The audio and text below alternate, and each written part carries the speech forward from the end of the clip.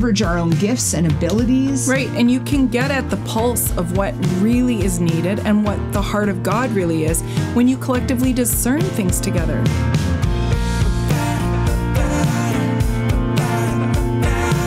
Hey, welcome to Down to Earth Podcast. We're Jess and Joyce, and we're pastors and speakers and happen to be really good friends. We love making deep theology accessible for everyone on this podcast, and we'd love it if you join the conversation. We're also inviting our community of listeners to support the podcast financially this season. So you can become a partner with us on patreon.com/down to earth. As a supporter, you'll have access to bonus episodes, surprise content, and you'll be helping us continue to create content that you really enjoy listening to. We really value all of our Down to Earth community, and we look forward to interacting with you throughout season 2. Here's to thinking deeply and acting boldly. So we framed season 2 all around power, and this is a big topic. And for the first 4 episodes, we've wanted to talk about the philosophical theology of power. And I think this is not to say that we're talking about things that don't have legs in the real world, but really what we want to talk about is some overarching themes that are found throughout Scripture and throughout the Christian faith. Yeah, right. So we're getting at the big sort of Christian thinking around issues of power. Right. And so in episode 1, we talked about why power is so significant and why it's important that as individuals and collectively as groups, we understand and we own our own power. Right.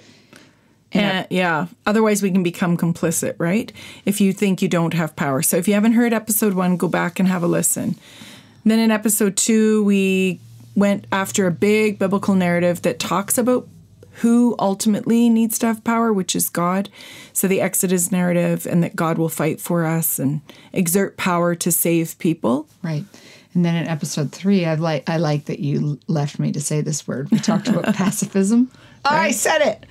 And pacifism as a nonviolent protest, and how this is a concept we have to explore, and we've got to wrestle with this concept. Yeah. We can't just go along with the dogma, whatever the dogma of the day is. Right. Yeah, or acquiesce in some way. So today we're going to actually talk about joining our power, and some of that will actually, some of the stories we're going to unpack today have to do with nonviolent resistance. So that would be our previous episode. But we're going to talk a little bit more about, hyper-individualism in our culture and the imbalance and what it requires of us to collectively leverage power. And how hyper-individualism really affects our discipleship. Yeah. And how we follow Jesus. And particularly, I think this is a Western issue. Yeah, true. But increasingly, as the world becomes flat, as the internet makes us more connected to one another, hyper-individualism is touching every part of the globe. True. So how does hyper-individualism impact our discipleship and therefore our collective power? So we're going to kind of dig into that. And I think that the question we want to ask is, why are we so drawn as a society to hyper-individualism? I think when you read the scriptures, I think we often read them through the lens of hyper-individualism, but the scriptures are Hebrew thought. They were never written to individuals. They were written to groups of people, because the culture where the Old Testament and the New Testament were written to collective societies. Yeah. It's interesting. I mean, we didn't put this in our notes, but I think that post-Enlightenment, the age of reason, and then the divvying up of body, mind, and spirit, like the compartmentalization of thought and scientific reason had a lot of impact on individualism, because then we started compartmentalizing, and even compartmentalizing the self over against society or community. And it's huge. Like, yeah, and I think there are some reasons. I mean, this is not just like random, like you ended up in the West and so now you're an individual. I think there are some psychological reasons we're drawn towards hyper-individualism. I think one of them is that if I retain my personal power, I feel like I can hide my stuff. Right. Nobody can call you on your crap. Which I think relates to what that I talk to you about like all the time, this idea that we are friendless. We are living in a friendless society, lonely and isolated. But I think the reason for that is hyper-individualism, where we don't want anybody calling us on our stuff. Right. So if you remain hyper-individual, you basically try to prevent yourself from being made vulnerable. Right. That's part of what you're describing. And part of it is, and I think part of this is protectionism. If you've ever been hurt before, you just think to yourself, this is for the birds. Never again. Right. And some of us live like that for decades. Well, for a lot of our lives. I think hyper-individualism also, or like the idea of my personhood mattering more than anything else, is a really anemic view in terms of our ecclesiology or how we understand our belonging to the people of God. Mm-hmm. So if we're followers of Jesus, we might not be steeped in Hebraic thought in the Old Testament or even in the early church, but you can just read your Bible for 5 minutes and realize that the self isn't supposed to matter more than the community of God's people. Right. There's all kinds of things, you think of the Galatians text near the end of the book where it says, do good to all, especially those who belong to the household of faith. Yeah. Like we reach and stretch ourselves on behalf of others. There's no being like Jesus and being a hyper-individualist. Yeah, and I think like to dovetail that is that it costs us something. Totally to decide that we are going to not just think of ourselves. And I mean, the truth is, this is why this is philosophical in nature, because nobody sits around in their house and I'm really going to work on my hyper-individualism. Right. We actually have a natural inclination to fall into that. Right. And not even think about it. Right. Like the idea of bearing each other's burdens. I think if we're not careful, we can call that like, I couldn't bear your burdens because I have boundaries. Right.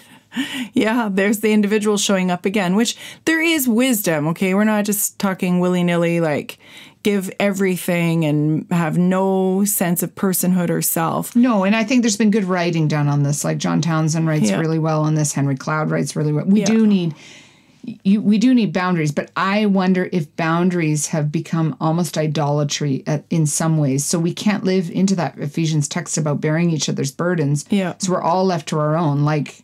Right. Or the idea of losing your life. Jesus talks about this at great length. You lose your life to find it. You're the least or the greatest. Yeah.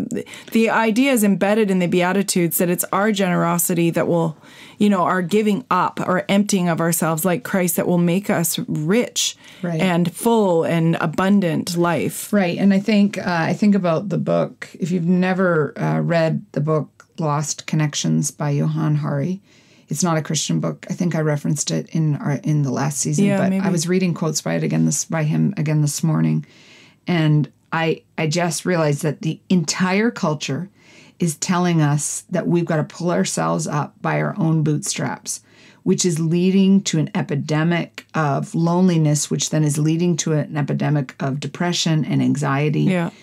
And really, when you pull all the dressings off that, it's this idea of hyper-individualism that I have to somehow, in my own strength, make it. And I think for all of us, when we get into a quiet place all by ourselves, we are vulnerable and insecure and unsure if we can do it. And so we set ourselves up for failure in the church when we say, it's all on you. Yeah. Well, and that's where we want to talk a little bit about what does it mean for us to have power as individuals, but not for the sake of the self? And how do we put that together within the life of the people of God? And probably living in the truth that none of us, even if we have power, although we do have power as individuals, none of us is more powerful than when we're with other people. Yeah. And I think this is true of all the scriptures. Like you go Genesis to Revelation and uncover every story. The Bible is not a story of individuals. It's a story of groups of people living into the promises but sometimes of God. We get that wrong, right? Because we think of some of the heroes and we think of them on their own. But like take Gideon. Right. There's a guy who went and did wild things for God. I don't know if I mentioned this before, but Finley, one of my boys a while ago, this is at least a year ago, we were getting ready for bed and they wanted me to tell them a Bible story instead of read one. Mm-hmm. And so I said, well, what one? And they said, just tell us something like a Bible hero. So I told them the story of Gideon. Well, then later, he was so mad at me. The next day, I guess he got out all his Bibles, like the Jesus Storybook Bible and the Action Bible and the Friends with God Bible and like all the ones they have. And he ripped through them and he was like, these are not real Bibles. There's no Gideon in here. And so I had to go and get him a proper Bible because he discovered he didn't have all of the text. Right. But when you get, even now he's 10 and he's got a good NIV Kids Study Bible, he's reading it, he's discovering these individuals, but you easily miss. Gideon did what Gideon did with a whack of people. Yeah, right. It was narrowed down from 30,000 to 3,000 to 300 or whatever, but it's still collective leveraging power, not Gideon all by himself. There's lots of biblical examples. Right. I mean, I even think probably the most individualistic story in the Bible, the story of David and Goliath, where one man, right. I feel like a whole genre of movies has come from that. Yeah. But really, when you look at it, it was one family raising one boy. Yeah. It wasn't about the individual really at all. It was about the collective power of societies. It moved on to be David and his mighty men. Right. Like 600 of them. Right. And you can think beyond the war narratives. I mean, this is a war narrative, but it's a different kind of pacifism power. God is the mighty. At the beginning of the story of Joshua and the takeover of the city of Jericho, that occupation and conquest, or however you want to describe it, remember it was all the people marching together and then worshiping on the 7th March or whatever, 7th day. But there's other New Testament examples we'll come to where we start to realize, it's done as the community of God, like as the people of God. And you see that best represented in the book of Acts, where we see actually some political ideologies that look a bit like communism, but aren't. Right. Well, I even think the propagation of the gospel throughout the whole world, we think of that as being Paul, like Paul is some super apostle. Right. But Paul didn't do any of what he did without the help of people like Priscilla and Aquila, right, who gave money, the churches who supported him and came and visited him. Yeah. I mean, this all the wheels fall off Paul's apostleship without others. Right. It was the community of God together, leveraging their power together instead of the individual self. Right. And I think the reason we want to talk about that is because I think the question, at least I'm asking myself, is where in my life am I trying to be an individualist, trying to get everything done on my own, where I actually have to lean into others and the collective power of a community.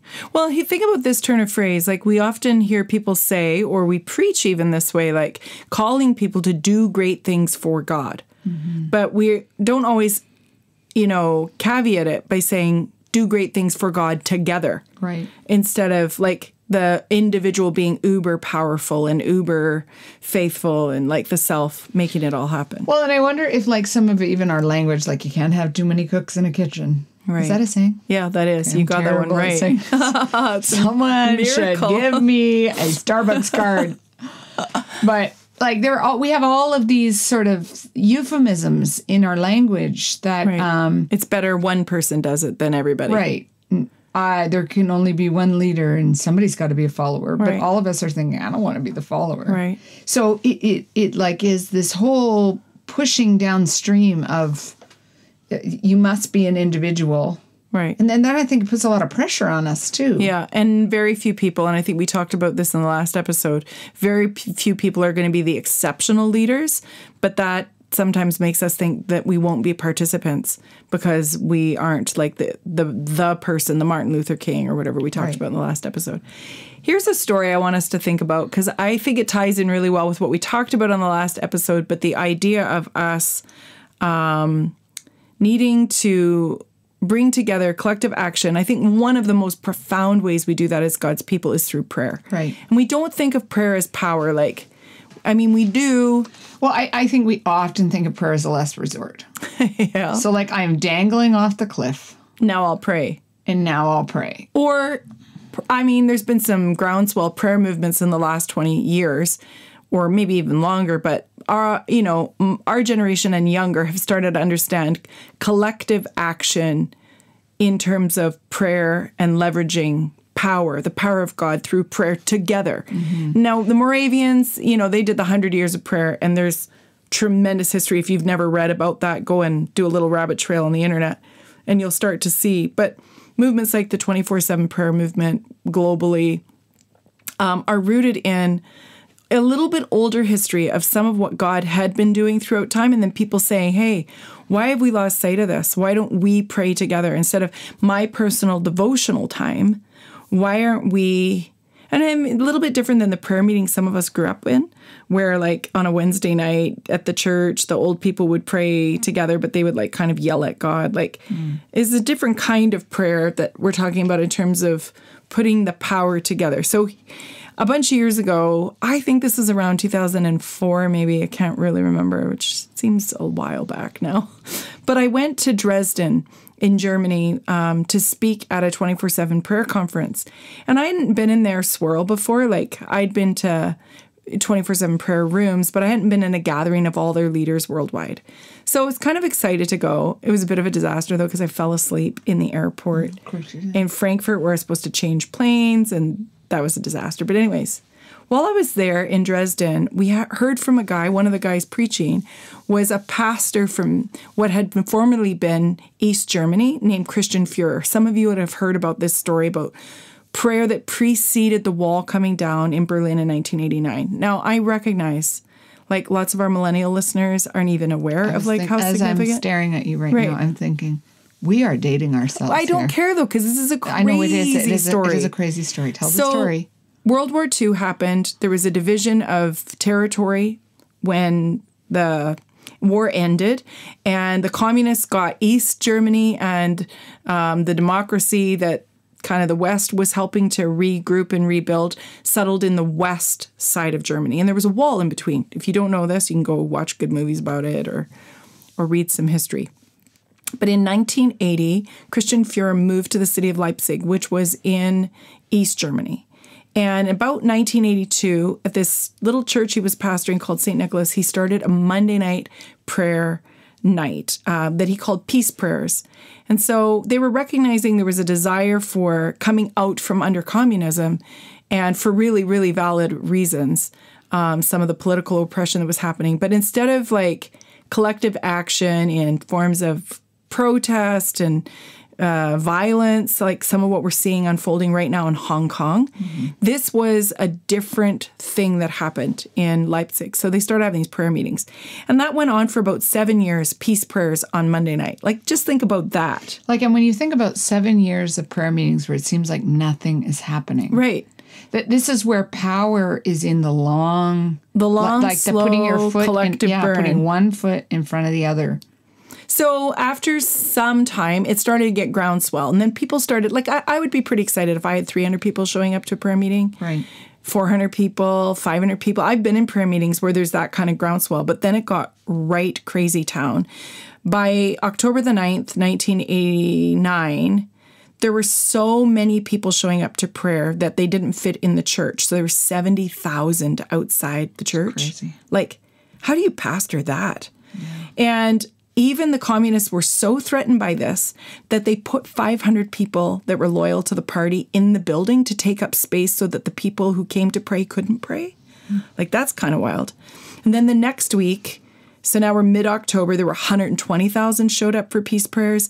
And then the following week, 320,000. That was... And I think what's unbelievable about this is in East Germany, in a communist East Germany, where religion is the opioid of the people, right? And like they don't have, yes. Yeah, right. 320 people. So, and the Lutheran Church was the state church and all of this, 320,000 people.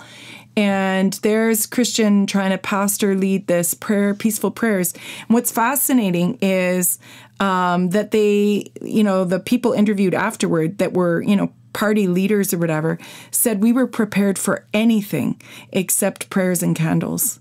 It was this... There you see that pacifism, that nonviolent protest, but it was the power of prayer. It wasn't just like we came together and we were peaceful. They were actually praying and asking God to do what nobody else could do. And on November the 9th, the wall came down. Like, nobody could have foreseen that. I was in college. I remember, like, being mind blown. And we weren't allowed TV in the student lounge during the week, but we got special permission for it to go on so we could watch what was happening. And I remember realizing I didn't know then how tied it was to prayer, because they didn't cover that in a lot of the, news reporting. But prayer, collective action, leveraging our power together as God's people actually really matters in prayer. So it's interesting, because I think if you're in church circles for any time, you hear that there's power in prayer. But I think we think of power in prayer and power like as two separate words things. Almost. We almost say them differently. Yeah, right. And I think what we have to do is fuse those two things together. Right. That the best way for us to use our power wisely is to use tools to pray collectively and not just individually. Right. And we should pray individually. We're not saying don't do that. But, we have this little prayer meeting on the third Saturday of the month. It's a prayer and worship night. And it's just a time to extend our connection with God. Like, instead of the 25 minutes in the worship gathering on a Sunday. But it was hard to get people to come. And we're starting to get some momentum. Mm-hmm. But I think it's because we think of prayer meetings as boring or non-effective. Right. I think it's the microwave culture that wants something right away. Instant. So when our oldest boy was about 3, he was diagnosed with having stenosis of his esophagus. So your esophagus is supposed to be straight. His didn't have it. He had no air in his esophagus. If you could see me now, you could see my hands, but since you can't. And he was getting reoccurrent bouts of croup and asthma, and it was really scary. Dave and I were in the hospital. It felt like every single weekend with him. And he couldn't go outside when it was getting to be damp, and he was allergic to mold. It was a nightmare, basically. This is around when he was 3, yeah? Yeah, he was about 3 years old. So we took him to Sick Kids Hospital in Toronto, and they brought us back to where they took the x-ray of his esophagus. And the surgeon, who was world-renowned, said to us, this is one of the worst cases of stenosis I've seen. We're going to have to do exploratory surgery, because what we're going to have to do is go in and crush his esophagus and basically rebuild it. And it was a very scary diagnosis. And he was going to be in the hospital for weeks and be intubated. And I remember we were pastoring in a fairly stressful time. We were pastoring in the inner city, and I remember thinking, I don't have margin to even deal with this. Right, no capacity. And so I really felt at that point in our life that we had no power. We had no money. We were stressed. I mean, we were parents of little kids and no time. And I remember just calling on God's people to pray for power. And Julian went into the hospital, and I remember thinking, okay, I knew this was just the exploratory surgery, but I was very prepared for at the end for them to come out and say, okay, so now this is what we're going to do, and this is when we're going to do it. And they needed to do it soon because his... he wasn't thriving. Yeah. He wasn't functioning. So Dave and I waited in the emergency room for what seemed like hours. And the exploratory surgery was supposed to be less than an hour, but 1 hour went by, 2 hours went by, 3 hours went by. And I am getting very worried. My little cherub, chubby-cheeked boy was in surgery. And the surgeon came out, and he looked so mad. Right. He looked so mad when he came out. And I thought... my heart was in my chest, and he came into the waiting room so mad. I don't know why this boy, he says, I don't know why we did this exploratory surgery on this boy. I cannot understand it. This boy has no stenosis of the esophagus. You have just wasted 3 hours of my time. And we recognized in that moment that God had done a miracle. Right. And I know that we hear stories. So if you've lived in the church world for any time, you've heard stories of God doing miracles. But it seems like, at least in my world, that happened to other people. Right. Because I was just regular. And when you called the prayer meeting, or getting a bunch of people on the prayer team, rather, Did you think you were maybe more getting prayer so that you and Dave could get through the stress of it? Yes, I did. And Less I did think, about and I mean, I was Julian hoping, getting I was, healed? I felt a lot like the lady that said to Jesus, I believe, but how my unbelief. Right. And I believed in God's healing power for sure. But like most of us, I'd had disappointments in prayer. And my friend, Carrie, called me. I remember this we were waiting in the waiting room. She said, I just want you to know that our son Carter, and Julian and Carter are friends, really prayed for Julian last night and prayed that God would heal him and that they would go in there and he'd be healed. And I remember thinking, that's sweet and cute, but then there it was. Right.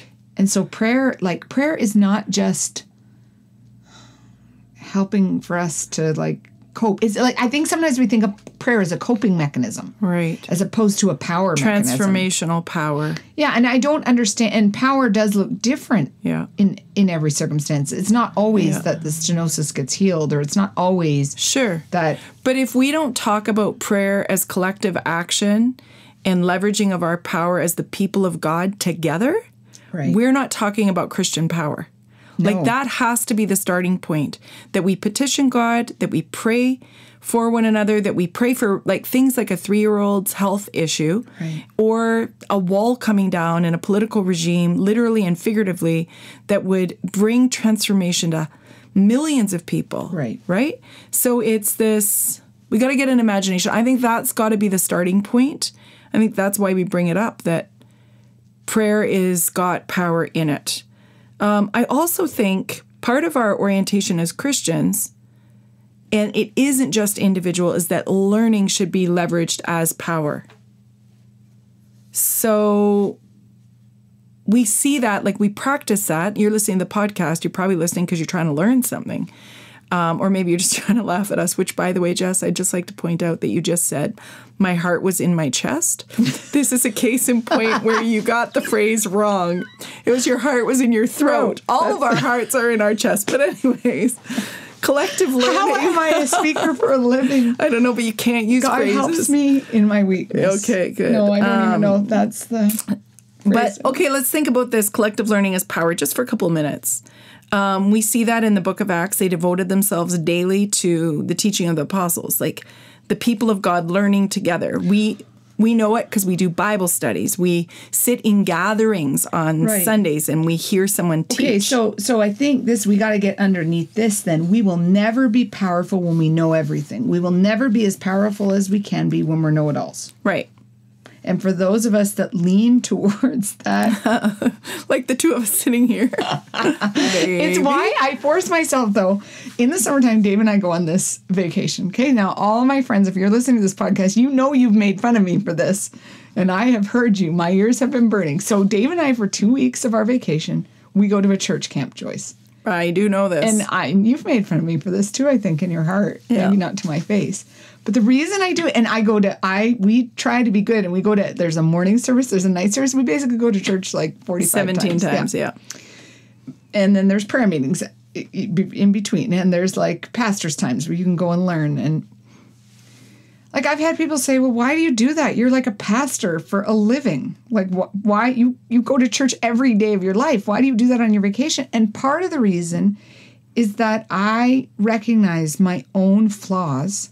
And that if I don't actually keep putting myself in a place of humility that says, I got to learn something. And there's people I got to learn from. And I got to keep, I have my own set of imperfections and scars and things that the Lord has to work on me. Sure. If I'm always in the teaching position, I'm never going to walk in the power of God like I'm wanting to, I'm yearning to. So, but here's the thing. Somebody could say to you, well, you could read books, which, let's face it, you do. A lot of books. Right. I do. Or you can listen to podcasts, or you can do virtual church, just listen to a good sermon at home. But there is something inexplicable and definitely part of how God wired us that we must learn in community. And studies show this is an impact for online learning, that you can learn online you can do a course or whatever, but it's not the same learning outcomes that you get when you learn in a classroom with people in a live context.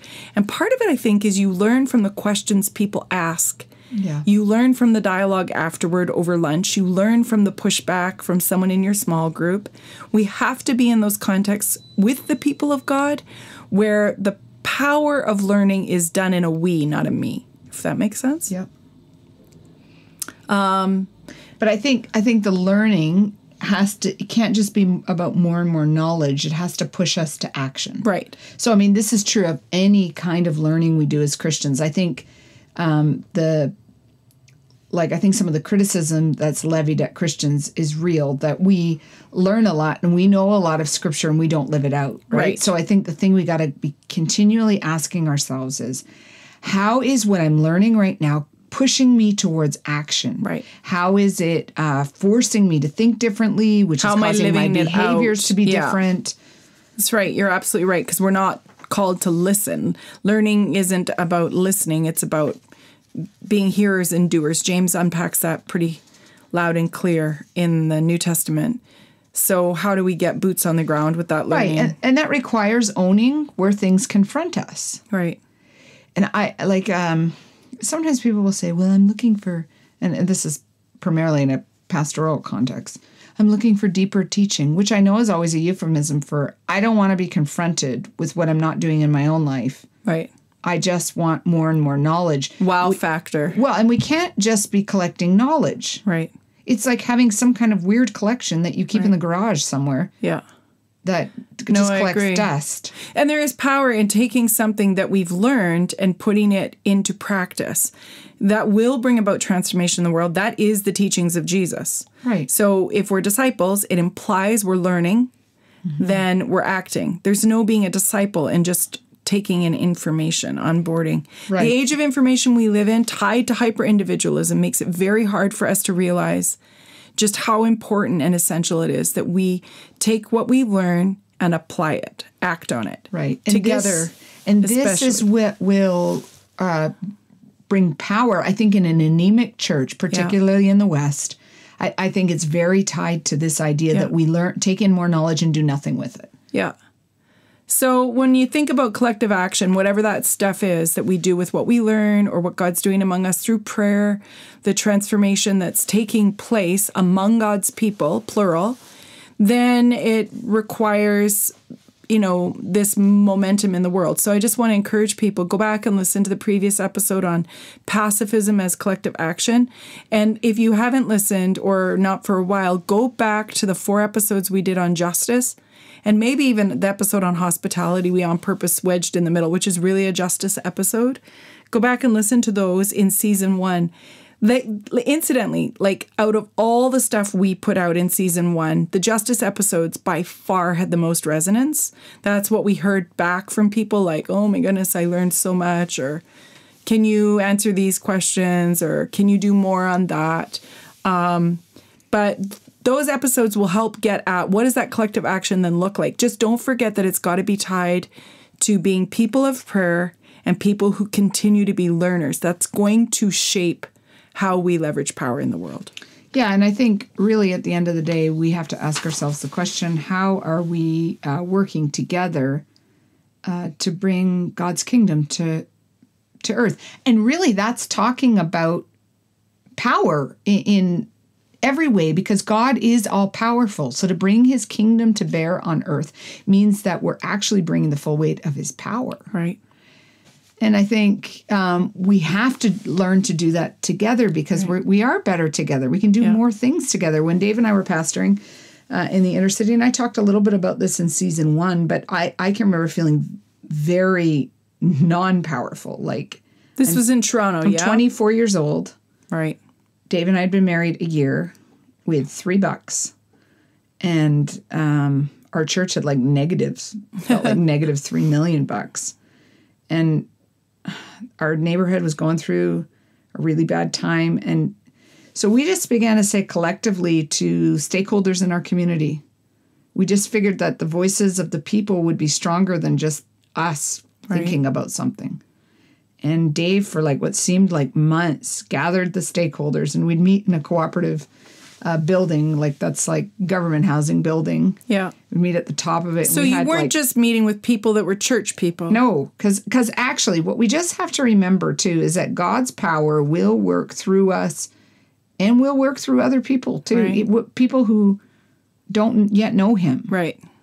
So we just, night after night, Dave was going out with these big sticky notes asking the people in our community, what does our community need? Yeah, what are the felt needs? What are the felt needs? Yeah. How can we help the community?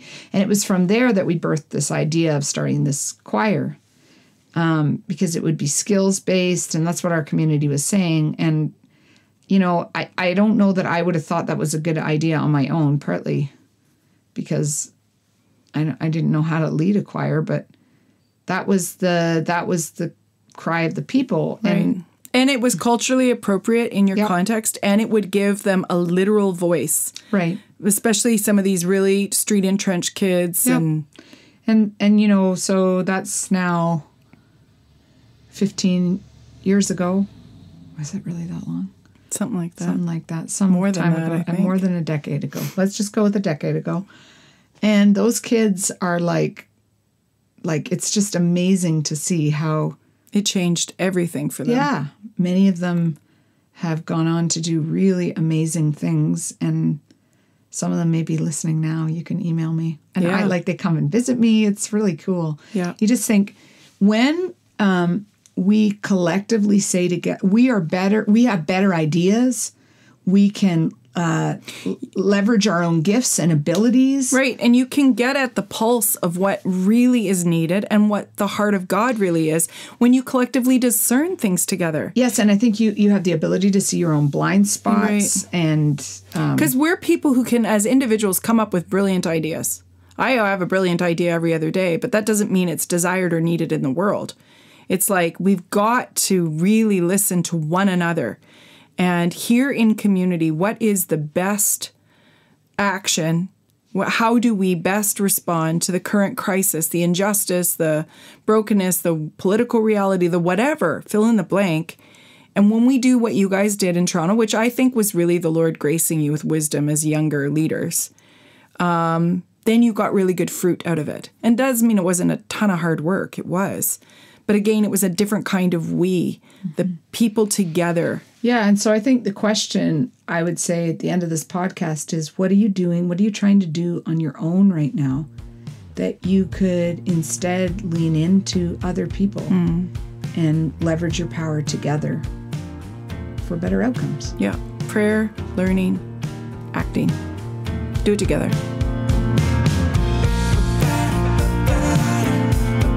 Hey, thanks for listening. We hope you enjoyed this episode. You can follow us on Facebook or Instagram, or go to our website at www.downtoearthpodcast.com. Feel free to leave us a review wherever you find your podcasts and spread the word.